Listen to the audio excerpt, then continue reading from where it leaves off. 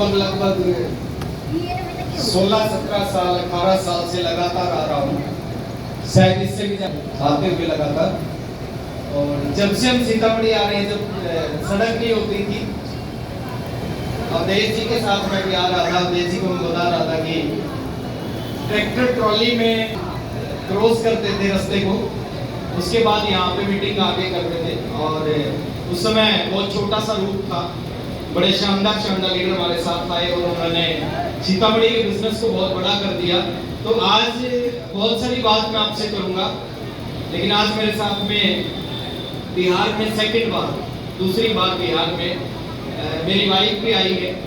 और जब पहली बार हम आए थे अगस्त महीने में, 3 मीटिंग थी, एक रोजरा में मीटिंग थी, एक जमुई में थी, एक आरा में थी, और बड़ी शानदार तीनों मीटिंग रही और बड़े शानदार रिजल्ट आए उन तीनों मीटिंग्स के। बहुत सारे अचीवर निकले उन तीनों मीटिंग्स के बाद में। तो दोबारा भोला जी की, सुनील ठाकुर सर की डिमांड पे दोबारा मैं इस देश को यहाँ पे लेके आया हूँ। और मैं आपसे एक रिक्वेस्ट करूंगा, देखिए मेरे लिए थोड़ी कम ताली बजाओगे तो चलेगा, लेकिन वो पहली बार सीतामढ़ी में आए हैं, एक बार जोरदार तालियों से।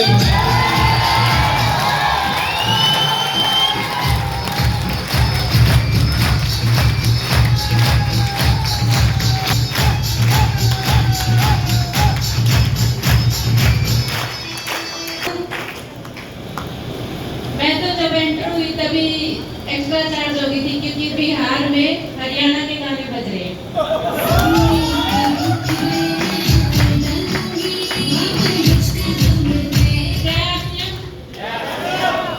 नाम सुदेश शर्मा, हरियाणा जींद से बिलोंग करते हैं। और जींद एक ऐसी सिटी है हरियाणा की जहां एक छोटी से लेके बड़ी तक पिन जींद से है। एक रोटी अचीवर और डायमंड जींद से है। सारी अचीवमेंट जींद से है। जो आसिफ की बड़ी बड़ी पिन है वो जींद से है। और जींद हरियाणा से हम बिलोंग करते हैं। नाम Sudesh Sharma, business class family से बिलोंग करती हूँ। पंजाब में मेरा जन्म हुआ और पढ़ाई मेरी हरियाणा जींद में ही हुई और सेम स्कूल में हुई, सर वाले स्कूल में ही। ये हमें शादी के बाद पता चला, पहले नहीं पता था कि सर भी उसी स्कूल में पढ़ते हैं।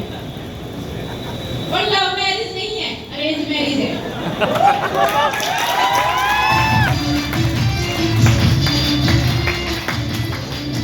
बिजनेस क्लास फैमिली से बिलोंग करती हूँ।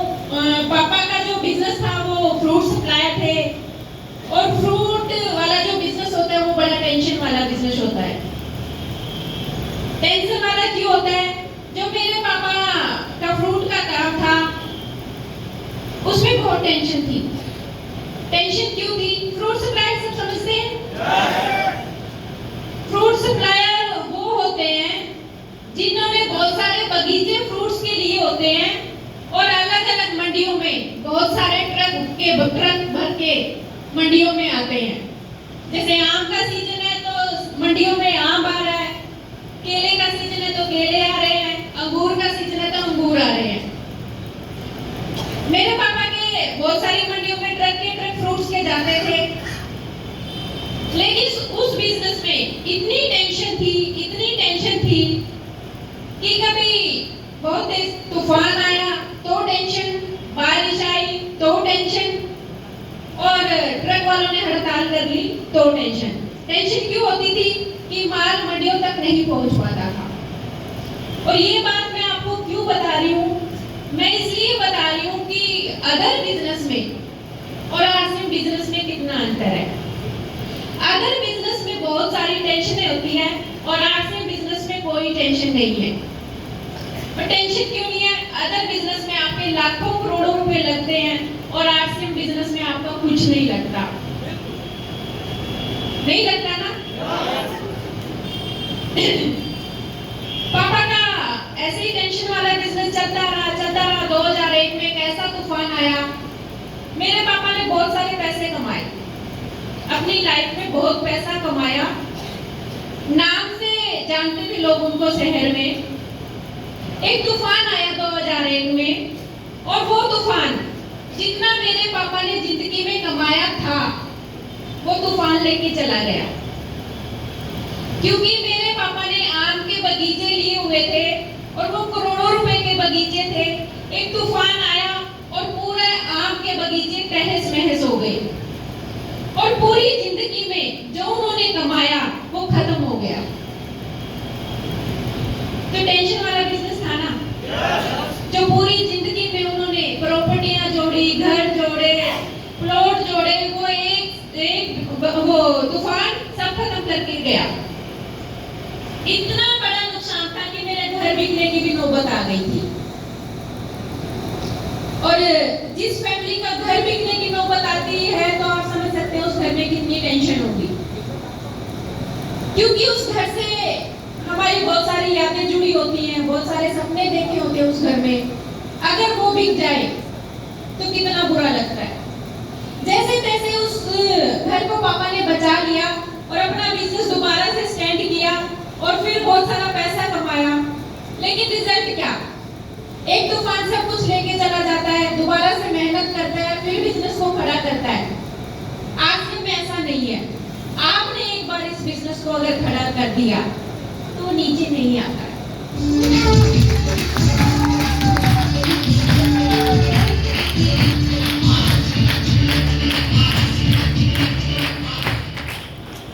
20 साल की थी जब मेरी शादी हुई और 19 साल से आरसीएम फैमिली में हूँ और इन 19 सालों को मैंने जिया है। कभी कोई टेंशन नहीं, कभी कुछ नहीं। 19 साल मैंने भरपूर जिए हैं। जो मेरे ड्रीम थे वो सारे पूरे हुए आरसीएम से। मेरी शादी की बात बताऊं तो जब मेरे लिए लड़का देखने की तैयारी चली घर में तो राकेश सर को किसी ने बताया, राकेश सर के बारे में किसी ने बताया कि एक ऐसे ऐसे लड़का है। मेरे पापा राकेश सर को देखने गए। मेरे पापा राकेश सर को देखने गए और देखते ही पसंद आ गए।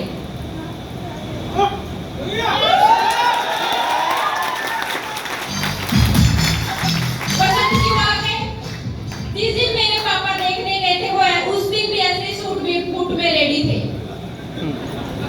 और सूट बूट में वो इसलिए रेडी नहीं थे कि उनको लड़की वाले देखने आ रहे हैं। वो इसलिए रेडी थे, वो किसी मीटिंग से आए थे।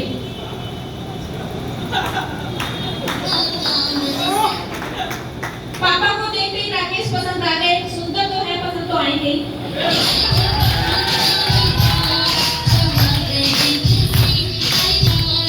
पापा ने जाके बोला कि मैं सुदेश के लिए लड़का देख के आया हूँ। मेरी मम्मी ने बोला कि आप ऐसे कैसे लड़का फाइनल करके आ गए, ना सुदेश से मिलाया ना मेरे को दिखाया। पर मेरे पापा वो थोड़े खतरनाक वाले पापा थे, हरियाणा वाले पापा। आपने सुना होगा हरियाणा में थोड़े खतरनाक वाले लोग होते हैं, जैसे हम सुनते थे कि बिहार में भी बड़े खतरनाक वाले लोग होते हैं। तो ऐसे ही मेरे पापा थे। उन्होंने बोला कि मैं लड़का फाइनल करके आया हूँ, कोई हाँ नहीं कोई ना नहीं। और मेरी फैमिली में उन्हीं की चलती थी, कोई हाँ ना बोल भी नहीं सकता था। हमारी शादी की डेट फाइनल हो गई और शादी हो गई। 2004 में हमारी शादी हुई और हरियाणा में एक रस्म होती है शादी से अगले दिन।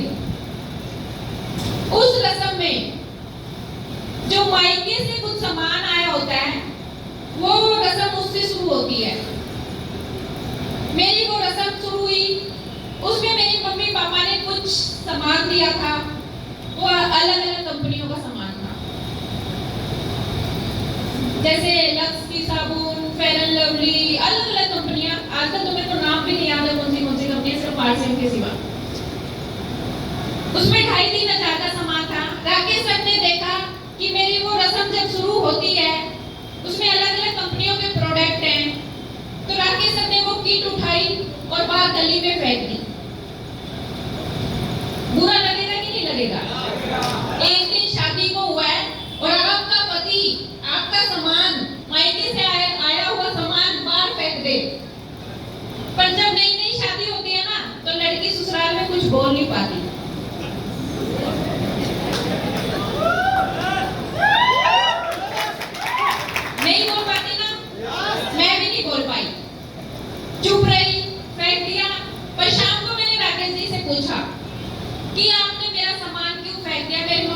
इतने अच्छे से मेरे को वो सामान दिया था और वो 2,500-3,000 का सामान था, आपने क्यों फेंका? तो राकेश सर का एक जवाब आया था कि आज के बाद जो भी यूज करना है ना वो आरसीएम का करना है।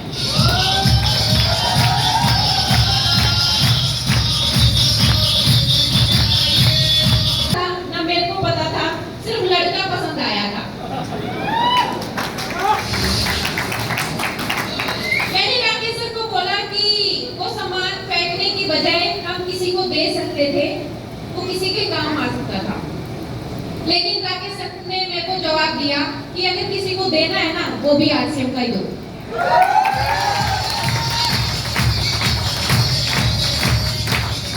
धीरे धीरे चलता गया। राकेश सर या तो उस टाइम फील्ड में होते थे या हमारे जींद में 2 घर है, एक में हम रह रहे थे और एक में इन्होंने ऑफिस बनाया हुआ था, ये उस ऑफिस में होते थे। मेरे कुछ नहीं समझ में आ रहा था, सिर्फ मेरे को ये समझ में आ रहा था कि कोई ऐसा बिजनेस कर रहे हैं जिसमें फील्ड में बहुत रहना पड़ता है। या फील्ड में होते थे या उस ऑफिस में होते थे, और उस ऑफिस में बहुत सारे लोग मिलने आते थे, आसपास के लोग, यूपी से, बिहार से, पंजाब से, जो भी आसपास का एरिया था। कभी 10 लोग आ रहे हैं, कभी 15 लोग आ रहे हैं, रोज कोई ना कोई मिलने आता था जब घर पे होते थे। सुबह से शाम हो जाती थी और मेरे पास उस ऑफिस से एक ही फोन आता था कि 10 कप चाय बना दे। अच्छा 10 गिलास पानी भिजवा दे, 5 गिलास शरबत भिजवा दे। पूरा दिन 8 बजे मैं किचन में घुसती थी और रात के 12 बज जाते थे और मैं चाय बनाती रहती थी और रात के 12 कब बज जाते थे मेरे को भी नहीं पता चलता था। थोड़े दिन ये सब चलता रहा,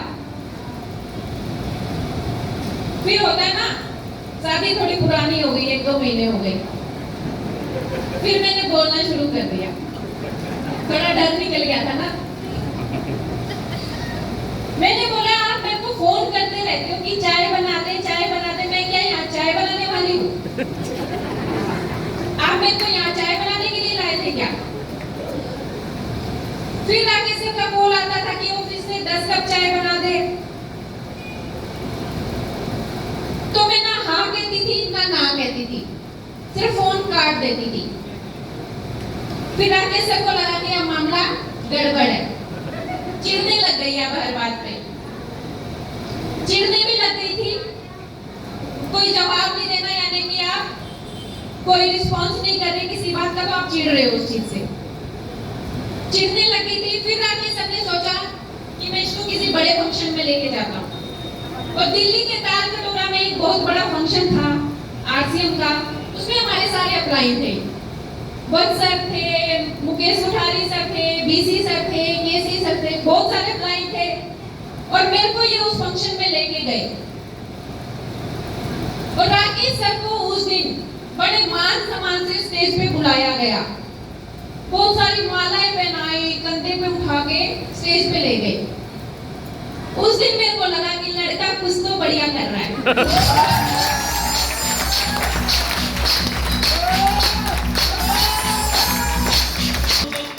कि लड़का कुछ तो खास कर रहा है, अगर लोग ऐसे उठा के ले गए स्टेज के ऊपर इतने मान सम्मान से, कुछ तो खास कर रहा है। वो दिन था और आज का दिन है। उसके बाद मैं कभी आरसीएम से नेगेटिव नहीं हूँ।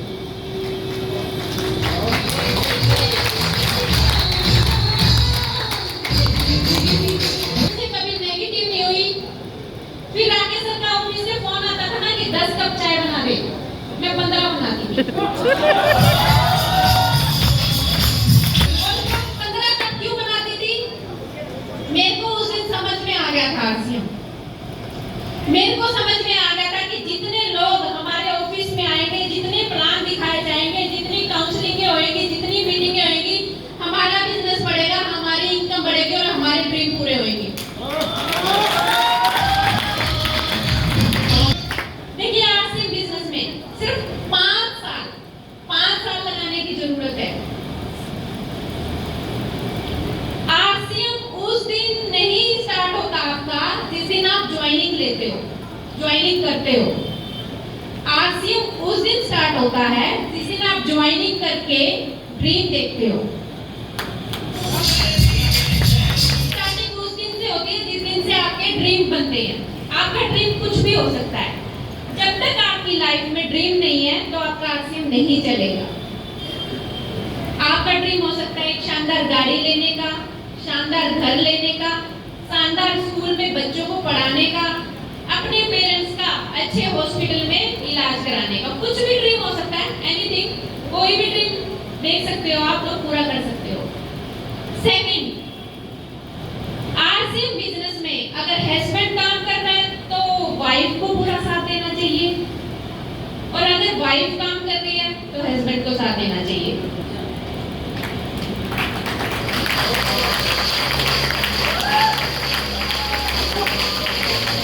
क्योंकि ये बिजनेस है ही कपल का। जो करते हैं कपल वो होते हैं सफल।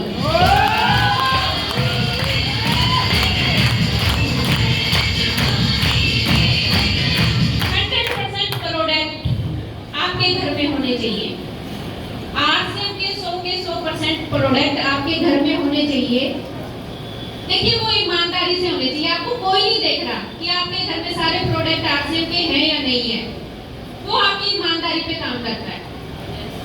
अगर आप 100% ईमानदार हो और आरसीएम के 100% प्रोडक्ट यूज कर रहे हो तो आपको कामयाब होने से कोई नहीं रोक सकता। मीटिंग और सेमिनार, आपके एरिया में जो भी बड़ी मीटिंग या सेमिनार हो रहे हैं या जूम मीटिंग हो रही है, आपको जरूर अटेंड करनी चाहिए। क्योंकि इन सेमिनारों से आपके विजन बनते हैं, आपकी सोच खुलती है, आपके डाउट क्लियर होते हैं। चाहे आपके आसपास के एरिया में कोई भी सेमिनार है या जूम पे कोई भी मीटिंग हो रही है, वो जरूर अटेंड करनी चाहिए।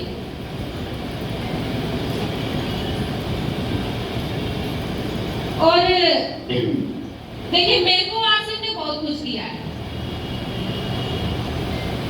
विजन होना चाहिए आपका आरसीएम में।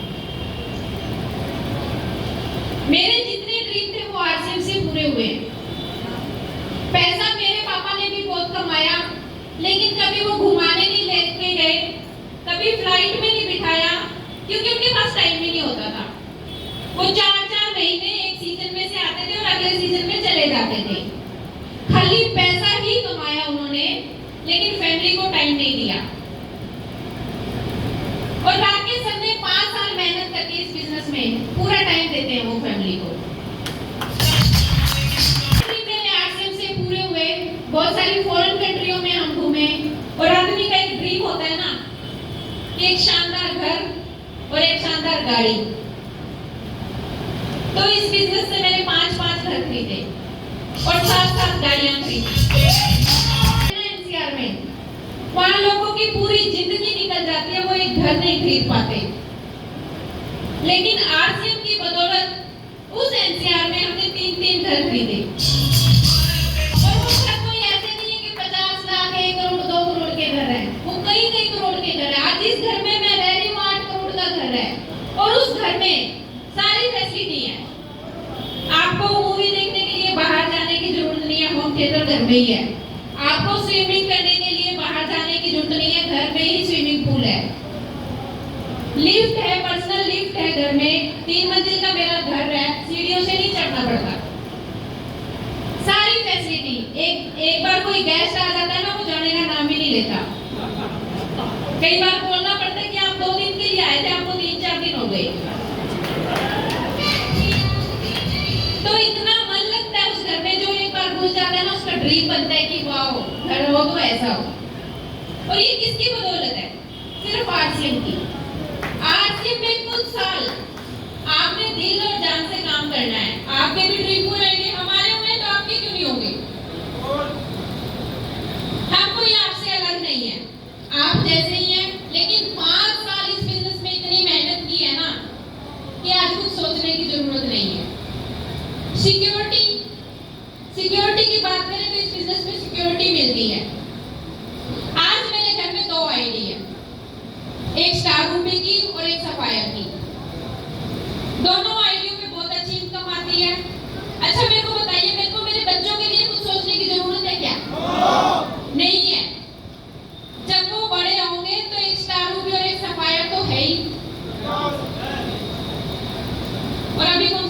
है, अभी तो उड़ान शुरू हुई है। देखिए मेरे बेटे का बर्थडे आया था, 1 जनवरी को छोटे वाले बेटे का बर्थडे होता है। उसके बर्थडे पे हमने मर्सिडीज बेंज ली, ड्रीम कार होती है ना, वो हमने ली। बड़े वाला बेटा मेरा अभी 18 साल का हुआ है, अभी जुलाई में। उससे हमने पूछा बेटा क्या चाहिए, उसका एक ही जवाब था, मम्मी पापा आपने सब कुछ दिया है, आप मेरी आरसीएम में ज्वाइनिंग कर दो। वो बीबी एलएलबी कर रहा है अभी, लेकिन मेरा और राकेश सर का एक ही जवाब था कि बेटा जितना मर्जी पढ़ना है पढ़ ले, करना तो आरसीएम है।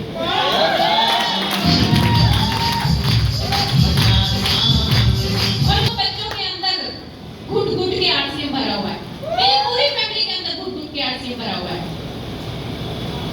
और जिस फैमिली में आरसीएम भरा होता है वो आगे तो निकली जाती है। हुआ होना चाहिए आरसीएम, इतना अंदर होना चाहिए। मैं राकेश सर की एक बात बताऊं, बीच में रह गई थी। जो सगन के कपड़े आते ना शादी में, जो मेरे मायके से सगन के कपड़े आए थे, वो भी राकेश सर ने नहीं लिए थे। क्यों नहीं लिए थे? क्योंकि वो आरसीएम के नहीं थे। शादी में थोड़े वो रिश्तेदार होते हैं ना, भड़काऊ वाले, थोड़े आग लगाने वाले, कि आप लड़के को कपड़े दे रहे हो और वो ले नहीं रहा। तो मेरे मम्मी पापा ने पूछा राकेश सर से कि क्या हुआ बेटा, आपको पसंद नहीं आए कपड़े, आप ले नहीं रहे? तो राकेश सर ने पूरी शादी वाले उस सगन वाले माहौल में एक ही बात बोली थी कि पापा मम्मी मैं ये कपड़े नहीं ले सकता क्योंकि मैं आरसीएम के कपड़े पहनता हूँ। आप जब भी मेरे को आरसीएम के कपड़े दोगे मैं कभी नहीं मना करूंगा। जो लड़की 8 से 12 बजे तक किचन में काम करती थी, चाय पे चाय बनाती थी, इतनी गंदी चाय बनानी आती थी ना मेरे को, मेरी मम्मी बोलती थी कि ससुराल जाएगी तो गालियां खिलाएगी, बोलेंगे कि चाय बनानी भी नहीं सीख के आई। इतनी गंदी चाय बनाती थी मैं, और राकेश सर के ऑफिस से इतने ऑर्डर आते थे चाय के, मेरे को खुद पे डाउट हो गया कि मैं अच्छी चाय नहीं बनाने लग गई। आप मानोगे नहीं, मैं बीच में टेस्ट करके देखती थी कि बहुत अच्छी बनती है क्या चाय, बार बार ऑर्डर आ रहे हैं।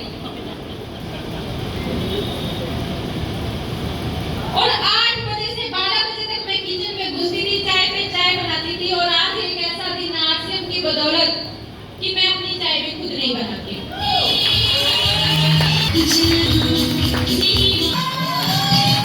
डिस्ट्रीब्यूटर जुड़ता है ना, उसका शुरू में चेक आता है 200, 500, 400, 100 रुपए तक भी आते हैं, और उसको लगता है कि यात्रा बहुत लंबी है, पता नहीं कब लाखों आएंगे।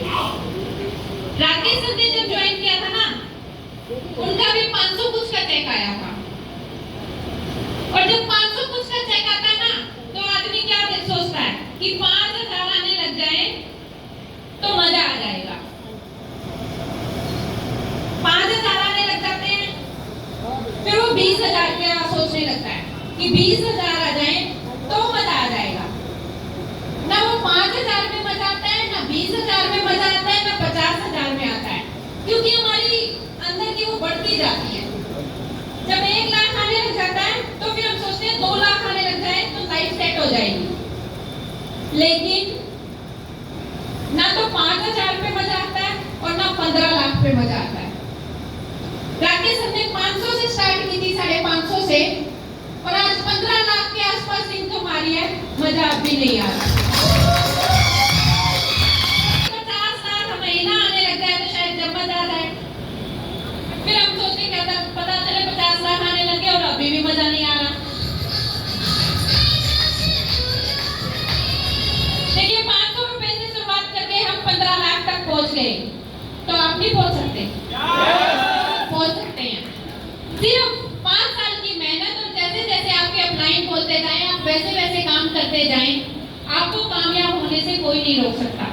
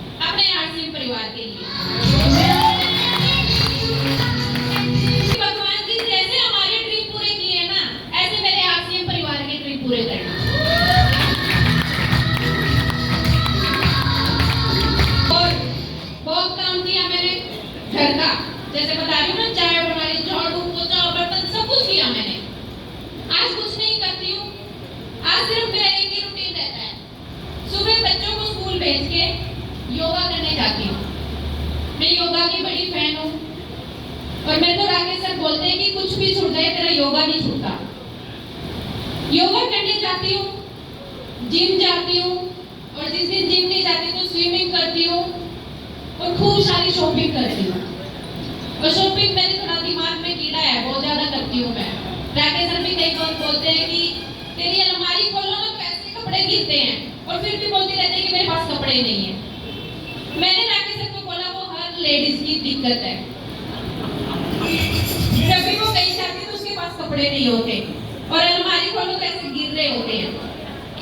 देखिए महिलाओं के लिए एक छोटा सा मैसेज है मेरा। हमारे इतने शानदार प्रोडक्ट हैं, आप गामा पे काम कर सकती हैं, आप न्यूट्रीचार्ज पे काम कर सकती हैं, आप कीसोल पे काम कर सकती हैं, आप गुडोल पे काम कर सकती हैं। और एक एक प्रोडक्ट को आप काम कैसे कीजिए, हर एक प्रोडक्ट की आपको नॉलेज होनी चाहिए ताकि आप किसी को बताएं और सामने वाले का कोई क्वेश्चन आए तो आप फटाफट जवाब दे सकें। अगर आप जवाब नहीं दे सकते तो आप काम नहीं कर पाओगे। तो कोई भी प्रोडक्ट पे आप काम करें तो उसकी अच्छे से नॉलेज लें। गामा, न्यूट्रीचार्ज, कीसोल, गुड डॉट, एक एक महिला लाखों रुपए का बिजनेस कर सकती है और लाखों कमा भी सकती है। और क्यों बता रही हूँ मैं ये बात? क्योंकि चर्चा और खर्चा सबसे ज्यादा महिलाएं कर सकती हैं। जितनी मर्जी चर्चा करवा लो, जितनी मर्जी बातें करवा लो और खर्चा भी जितना मर्जी करवा लो, है ना? तो जेंट्स तो वैसे ही एंटर हुए हुए हैं इस बिजनेस में। मेन तो ये महिलाओं का ही बिजनेस है। बहुत अच्छा काम कर सकते हैं आप। और लास्ट में यही कहूंगी कि यहाँ जितने भी लोग बैठे हैं, बड़ी बड़ी पीने आए, आपके सारे ड्रीम पूरे हुए, जो आपने आसिम को लेके अपने दिमाग में सपने देखे हैं वो आपके सारे सपने पूरे हुए। Thank you so much.